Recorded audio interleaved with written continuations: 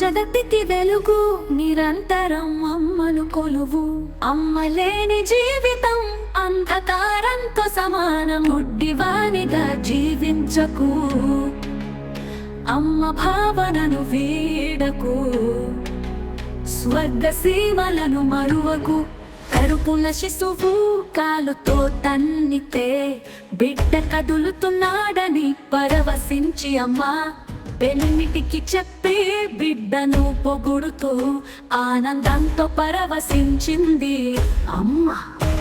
చనుపాలు త్రాగి బిడ్డను లయపడ్డంగుతితే తన్మయత్వంతో అమ్మ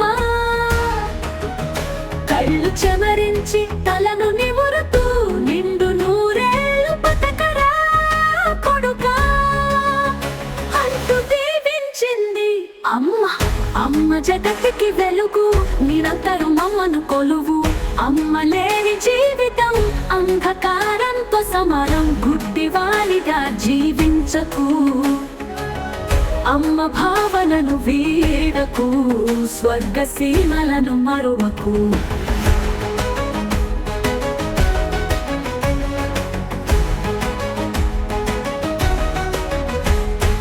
బాల్యాన బుడి నడకలతో ఒడిగా వచ్చి బువ్వ పెట్టమని కుచీలు గుంజి బయట చెంగులు లాగి బలంగా వీపున గుద్దిన ఉండరా అంటూ సముదాయించి ఎంత ఆకలి కొన్నాడో బిడ్డడు అంటూ కడుపు నిండా గోరు ముద్దలు పెట్టి దృష్టిని తీసి గుండెకు హత్తుకుంది అమ్మా.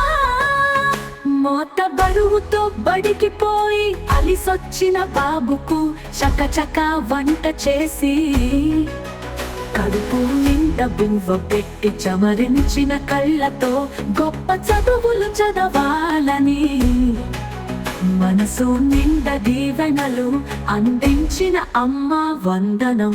అమ్మ జగతికి వెలుగు నిరంతరం అమ్మను కొలువు. అమ్మ లేని జీవితం అంధకారంతో సమానం. గుడ్డివానిగా జీవించకు, అమ్మ భావనను వీడకు. స్వర్గ సీమలను మరువకు.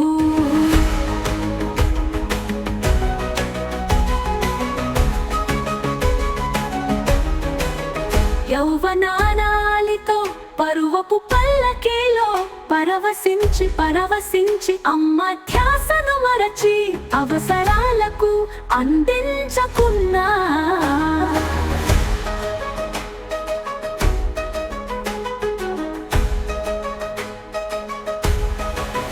పరాయి దేశంలో ఎన్ని కష్టాలు పడుతున్నాడో అనుకుంటూ తప్పని స్థితిలో దరికి చేరిన కొడుకుకు తినక దాచిన సొమ్మును ఖర్చులకు వాడుకోమని అందించిన అమ్మకు జేజేలు.